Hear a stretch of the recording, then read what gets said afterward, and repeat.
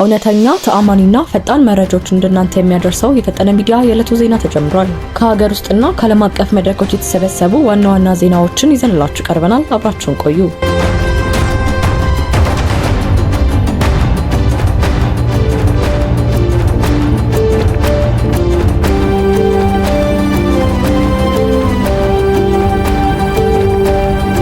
ጥቃት ሳይቆም ጦርነት አይቆምም ሲሉ ፕሬዚዳንት ዶናልድ ትራምፕ ተናገሩ።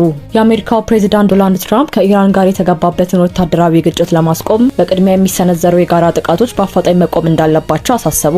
ፕሬዚዳንቱ በትላንትናው ዕለት ለጋዜጠኞች በሰጡት መግለጫ ከቴህራን ጋር ያለውን ጦርነት ለማስቆም ታስቦ የነበረው የመጀመሪያው ስምምነት እቅድ በቀጣይነት በተሰነዘሩ ጥቃቶች ምክንያት ሊከሽፍ መቻሉን ይፋ አድርገዋል። ከኢራን ጋር የገባንበት ጦርነት እንዲቆም ጥሩ መፍትሄ አበጅተን ነበር ያሉት ትራምፕ፣ ይሁንና ተለዋዋጭ በሆነው የጦርነት ቀጠና ውስጥ ዘላቂ ሰላም ማምጣት የሚቻለው ሁለቱም ወገኖች የጥቃት ዘመቻቸውን ሙሉ በሙሉ ማቆም ሲችሉ ብቻ መሆኑን አስገንዝበዋል። የአሜሪካውን ወገን ይፋዊ መግለጫ ተከትሎ የኢራን ውጭ ጉዳይ ሚኒስተር ቃል አቀባይ እስማኤል ባጋይ ለሀገሪቱ ብሔራዊ ቴሌቪዥን በሰጡት ምላሽ ስለ ስምምነቱ የሚወሩት ዘገባዎች ግምታዊና ምንም ያልተጠናቀቁ ናቸው ሲሉ አስተባብለዋል። ሁለቱ ሀገራት ባለፈው በሚያዝያ ወር ላይ የተኩስ አቁም ስምምነት ላይ ደረሱ የነበረ ቢሆንም በዚህ ሳምንት ብቻ ሁለት ዙር እርስ በርስ የሚመለሱ የቲትለታት የአየርና የኮማንዶ ጥቃቶችን ተለዋውጠዋል። ፕሬዚዳንት ትራምፕ ከሰዓታት በፊት በሰጡት ተጨማሪ ጠንከር ያለ ማስጠንቀቂያ ጥቃቶች የማይቆሙ ከሆነ ኢራንን በጣም በኩፍኛ እንደሚመቱ ያስታወቁ ሲሆን፣ በሌላ በኩል ግን አሁንም ቢሆን ግጭቱን በዲፕሎማሲያዊ መንገድ ለመፍታት ስምምነት ላይ ለመድረስ ያላቸውን ተስፋ በተደጋጋሚ በመግለጽ ላይ ይገኛሉ። ከነዚህ ዓለም አቀፍ ሁኔታዎች በመቀጠል አሁን ደግሞ ወደ ሀገር ውስጥ ወቅታዊ አጀንዳችን እናልፋለን። በአዲስ አበባ ከተማ ተግባራዊ መሆን የጀመረው አዲሱ የተሽከርካሪ ሰሌዳ የዋጋ ተመን በባለንብረቶች ዘንድ ከፍተኛ ቅሬታን እያስነሳ ይገኛል። ዝርዝሩን እንደሚከተለው።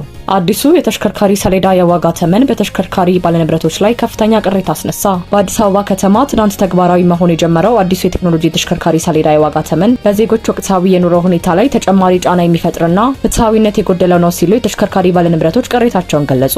አዲሱ የታርጋ አሰጣጥ ስርዓት በአሁኑ ወቅት ሰሌዳ በመጠባበቅ ላይ ባሉ አዳዲስ ተሽከርካሪዎች ላይ መተግበር የጀመረ ሲሆን ወደፊት ግን ሁሉም ተሽከርካሪዎች በሂደት ወደ አዲሱ ሰሌዳ እንዲቀይሩ እንደሚገደድ ታውቋል። የዋጋ ተመኑን አስመልክቶ ለሀገር ውስጥ መገናኛ ብዙሃን አስተያየታቸውን የሰጡ የሜትር ታክሲና የግል ተሽከርካሪ ባለንብረቶች ውሳኔው የህዝቡን የኢኮኖሚ አቅም ያላገናዘበ ነው ሲሉ ተችተዋል። ለስራ በብድር ለገዛሁት መኪና 56000 ብር ለሰሌዳ ክፈል መባል በጣም ይከብዳል። ለአንድ መኪና ጎማ ለመቀየር እቁብ እየገባን ባለበት ሰዓት አሁን ደግሞ ለታርጋ እቁብ ልንገባ ነው ወይ ሲሉ ምሬታቸውን ገልጸዋል። በዓለም አቀፍ ደረጃ የታርጋ ዋጋ ከ10 እስከ $70 የሚደርስ ነው። ምክንያቱ የቴክኖሎጂ ውጤት መሆኑ ከሆነም አቅማችንን ያላገናዘበ ቴክኖሎጂ የኛ መሆን የለበትም። በአሁኑ ወቅት የነዳጅ ለመሙላት የሚቸገር አሽከርካሪ ባለበት ሁኔታ ይህን ያህል ጫና መፍጠር ተገቢ አይደለም ሲሉ ድምጻቸውን አሰምተዋል። ባለንብረቶቹ አክለውም በሀገሪቱ የሚሰሩ ጥናቶችና የሚወጡ መመሪያዎች ከዜጎች እውነተኛ የኑሮ እውነታ ጋር የሚቃረኑ መሆናቸውን ጠቁመው የታርጋው ዋጋ ከወርቅ ጥፍጥፍ ቢሰራ እንኳን አሁን ካለው የኑሮ ውድነት አንጻር የማይቀበሉት መሆኑን አስገንዝበዋል። በጉዳዩ ላይ ምላሽ የሰጡት የትራንስፖርትና ሎጂስቲክስ ሚኒስትር